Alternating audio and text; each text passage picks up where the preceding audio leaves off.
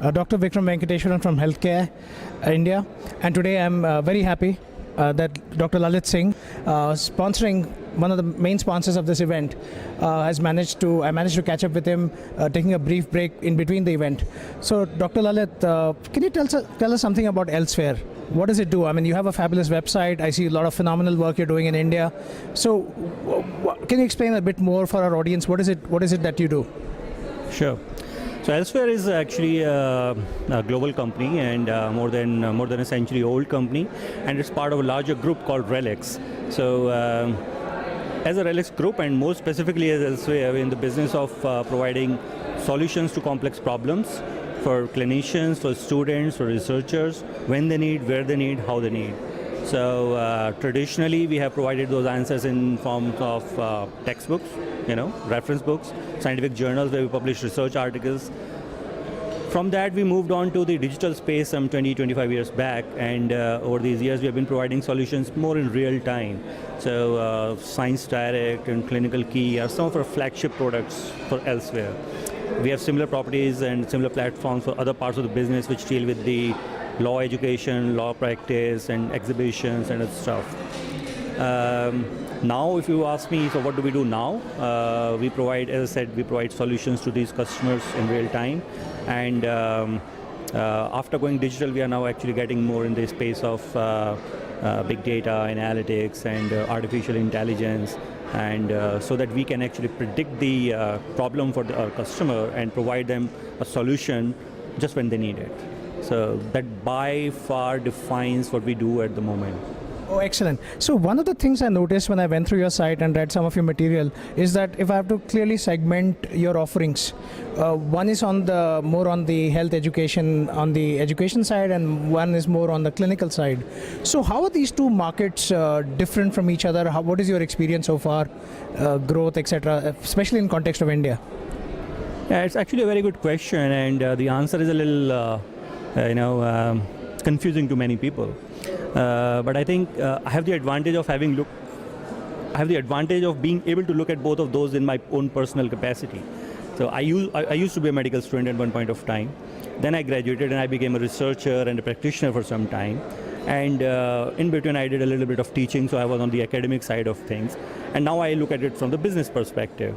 So while you can say education and clinical solutions are two things, to me they are the two points in the same continuum. So same set of people who are students one day become doctors and practitioners and researchers and academicians later on.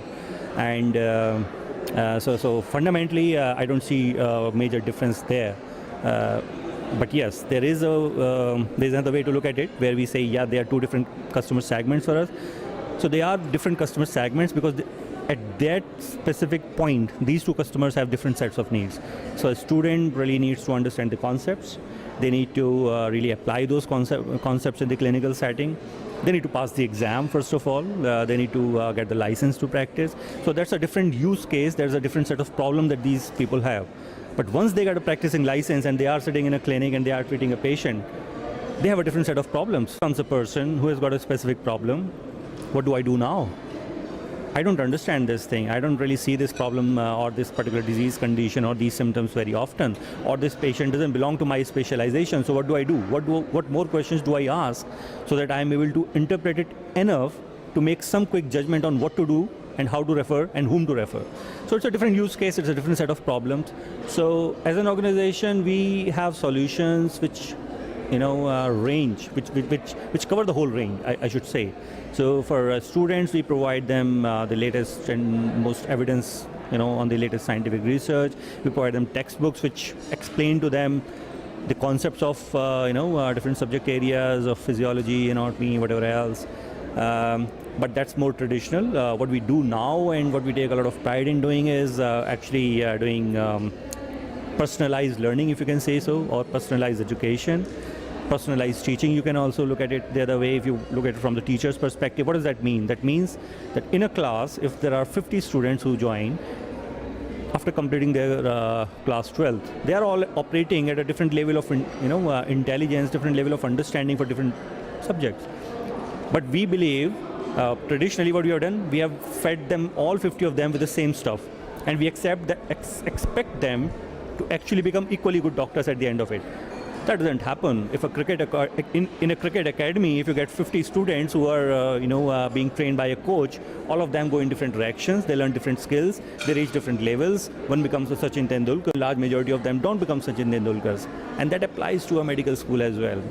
So what we do is we realize this problem, and what we do is we provide solutions which are customized to the specific needs of individual students, where the evidence-based content is there, but the system that we use is able to gauge the level of intelligence or level of understanding of a given student and feed them with the relevant stuff. So 50 students may all be reading different things. They may be reading different things at different levels.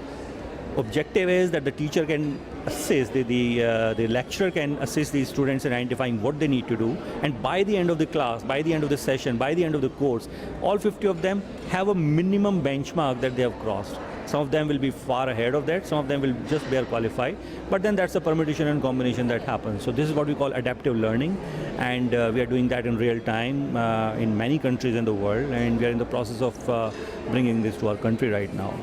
And you spoke about clinical practitioners and nurses and other clinicians. That's a different use case, I said, but fundamentally the approach is same.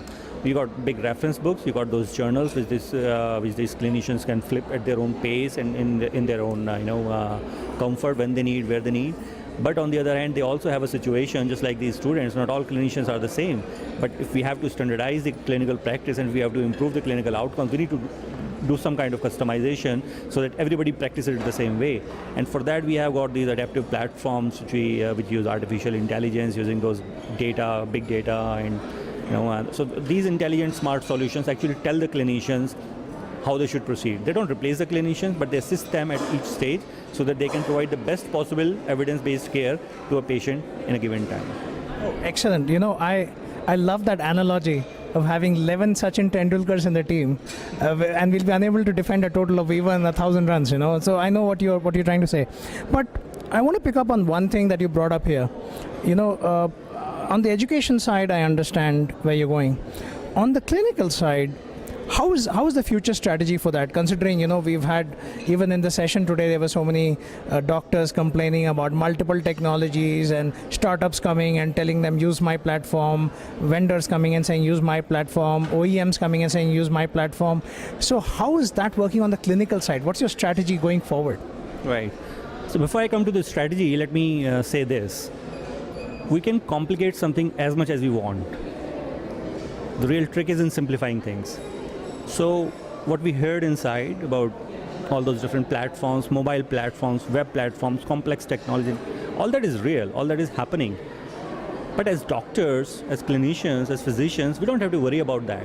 What we have to really worry about is how to use it, first of all, if at all we have to use those in personal capacity, and then how to actually make use of these technologies for the better clinical care.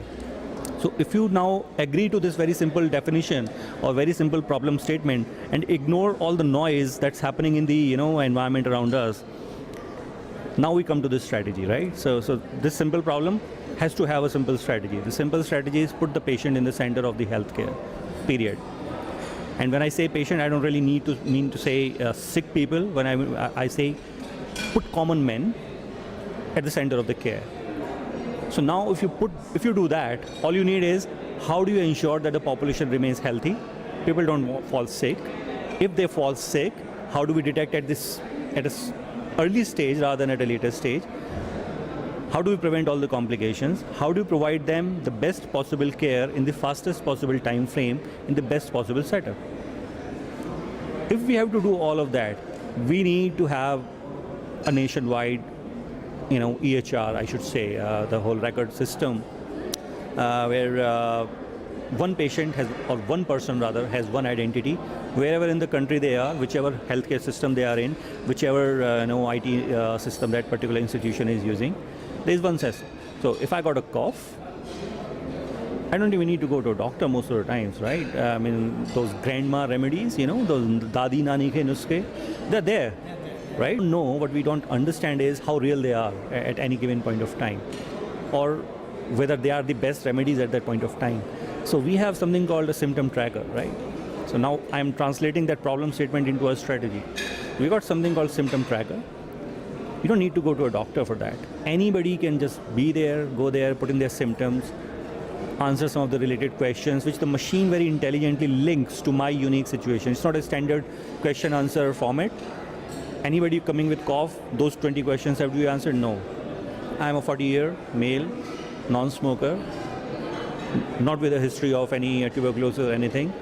Having this cough, since I arrived in Bangalore this morning, I'm a unique case.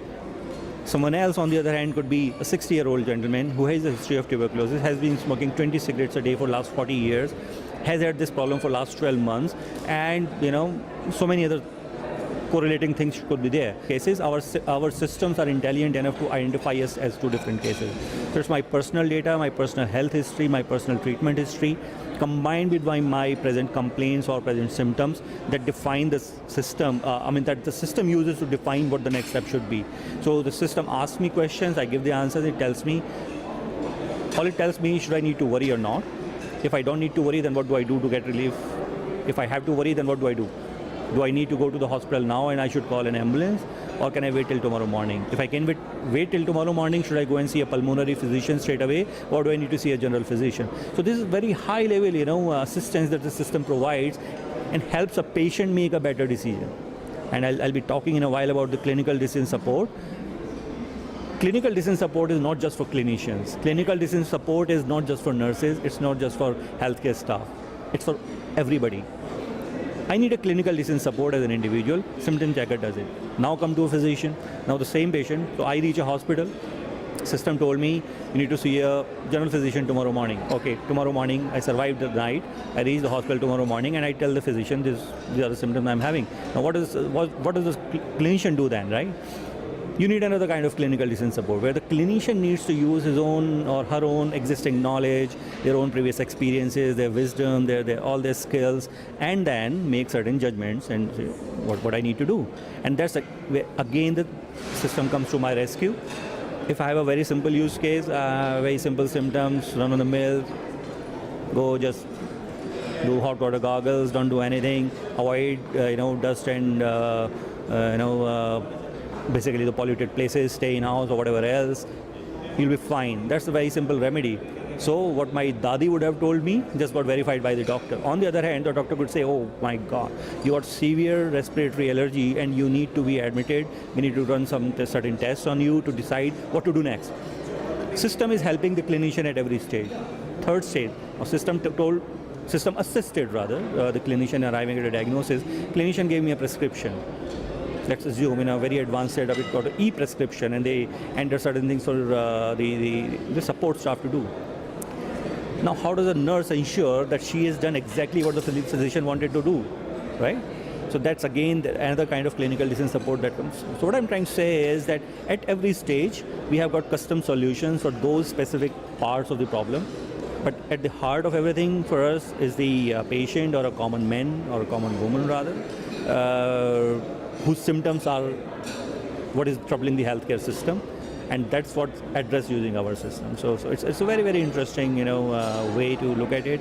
But then if we actually use the right evidence, which is our strength as an organization, we use evidence-based clinical practice guidelines, and then we add data which is unique to a person, and then we add the clinical data and clinical knowledge to it, and then we add the specific environmental factors, and in certain cases even the genomic factors to that. We are able to personalize the healthcare we give to one individual at a time. So that's what we believe. No, I loved it. I really love the narrative, as you take up through that entire process of a use case, if I may say, with actors, with decision support assisted, process. I think that is a very, very important thing for India to have currently, because I see a lot of people wasting a doctor's time with minor ailments, and sometimes you miss out a serious opportunity or a serious symptom. But how is digital India playing into? Digital is the flavor of the season, like the honorable advisor to the minister said, like all the thought leaders have said after that. Digital India seems to be the thing driving everything. How are you taking advantage of all those provisions, all the wonderful things that the government of India has done to take it to the next level? So as you rightly said, that's the buzzword, right? We all have to jump onto it to make use of it. But I must say that we went digital much before this digital became the buzzword. And as I just explained to you, our journey on the digital side has been more than 20 years now. And whilst it will be wrong to say that we have reached where we wanted to reach or where we want to reach, there's always a better, place to reach and improvise our systems and our solutions. I should say that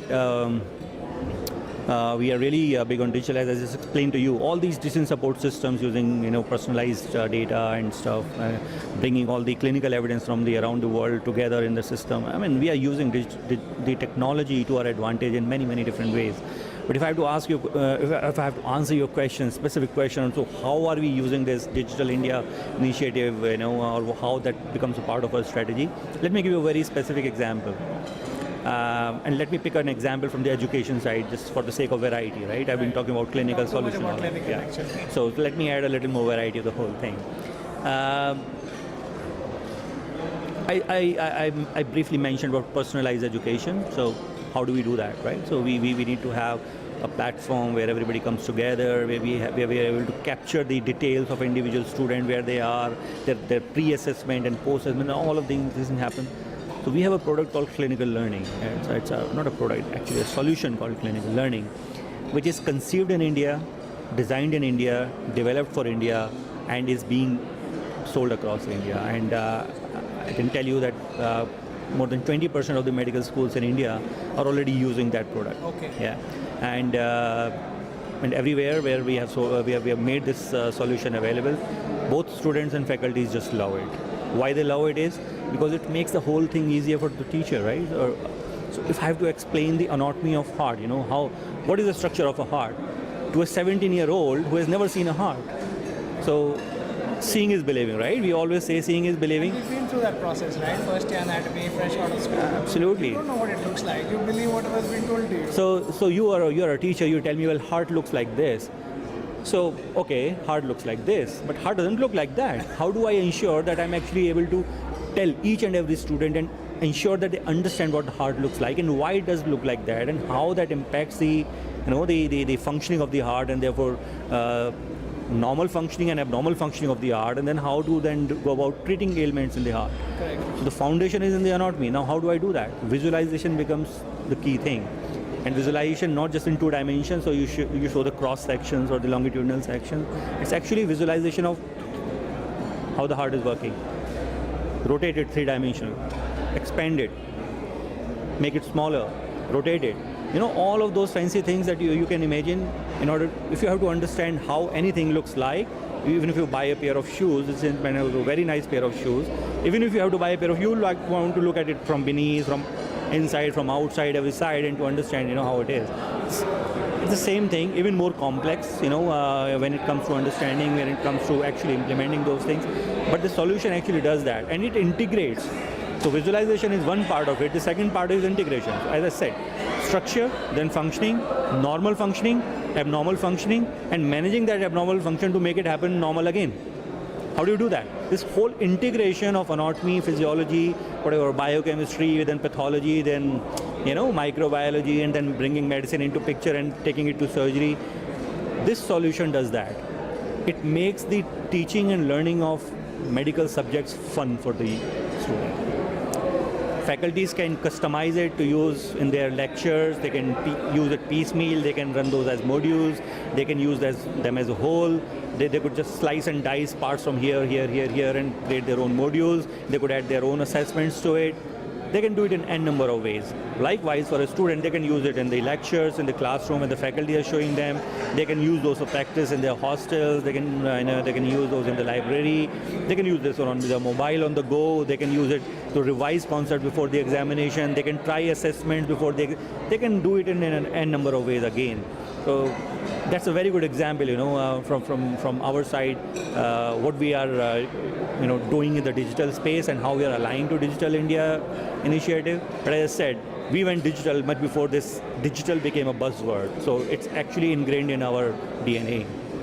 But Doc, aren't you jealous, slightly envious that this was not around when we were studying, and I could just imagine a scenario. We could have seen the heart for what it was, rather than seeing a diagram drawn on a chalk or on a transparency.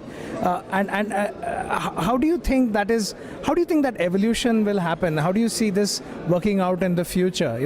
This is current, but what about the future?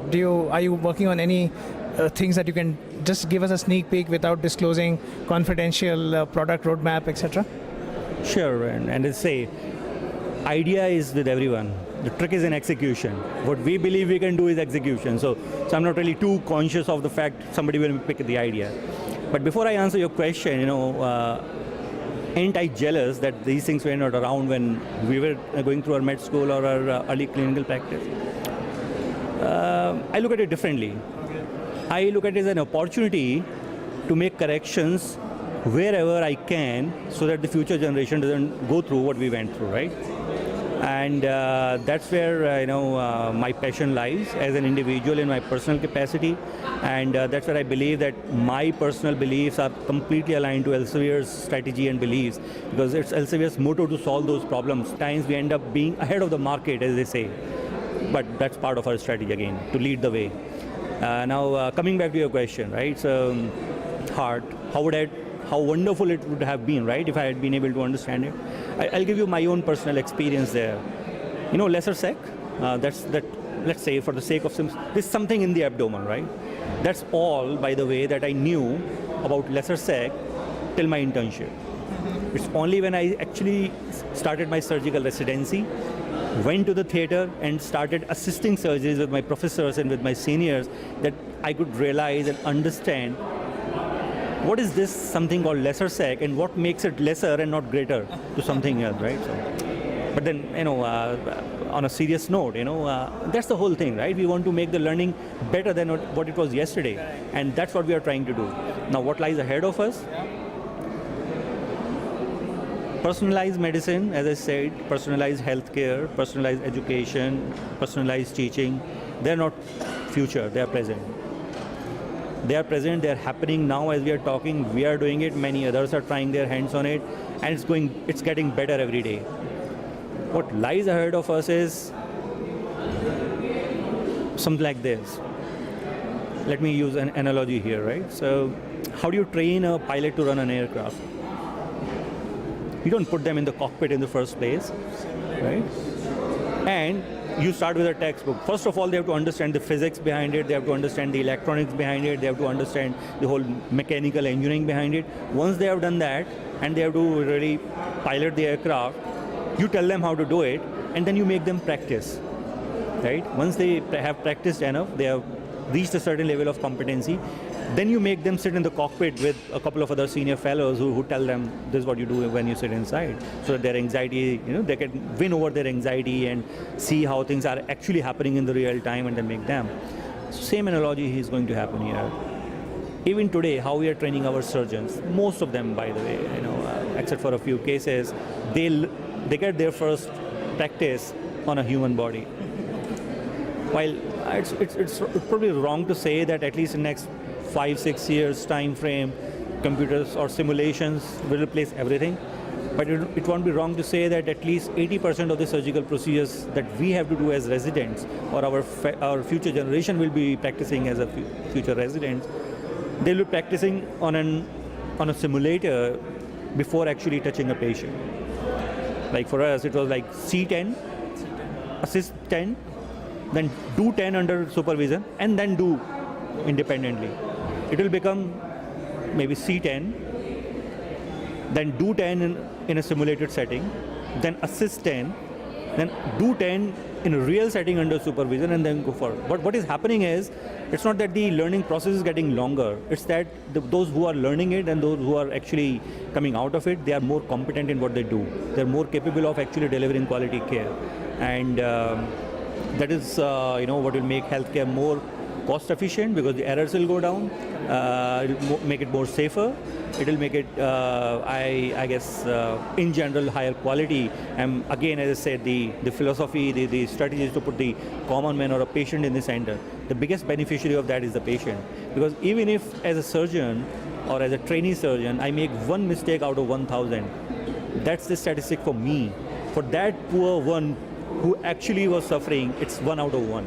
Correct. And what we need to work on is to reduce that 1 out of 1 to 1 out of 1,000. And that's one of the ways I think that's one of the directions we are taking. There are many other things are happening simultaneously, but one of the things definitely is to bring in, again, using this technology and big data and analytics on the event. That's what simulation does for us. So that's one of the things I see happening in next maybe 5 to 10 years. Wow, Doc. So from visualization and virtual heart to simulators, it looks like you're taking healthcare to the Star Trek era, right? I won't be surprised if the next body analyzer comes out of Elsevier. But one last question before I let you go. A word on the Smart Tech Summit so far, and a little bit about their session. You're speaking later today. So what has been your perspective so far? What have you gauged from the mood?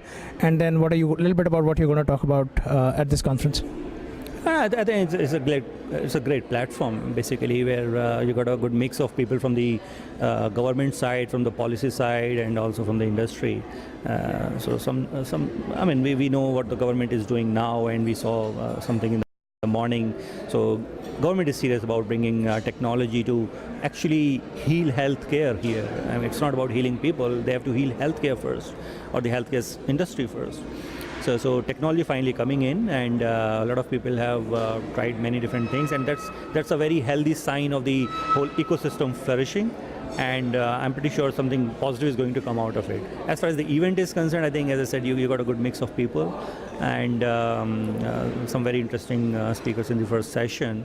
My talk is, so I'll be talking maybe in half an hour's time from now, and I'm going to talk more about our Elsevier's, clinical decision support suite of products. As I explained in brief, how does that help a common man? How does that help you? How does that help me or my family when we need healthcare? And in the process, how do we enable the physicians? How do we enable the nurses? How do we enable the patients themselves? How do we actually promote the population healthcare? So all of those are the key things. Those are the basic themes that I'm going to touch upon. And I look forward to some good discussion around that. Okay, excellent, Doc. Looking forward to you. So, Dr. Vikram Venkateswaran at the Smart Tech Healthcare Summit 2016. I was talking to Dr. Lalit Singh, who's taking clinical decision support system to the next level. Thanks a lot, Doc, for your time. Looking forward to your session, and all the very best for the rest of the conference. Thanks so much.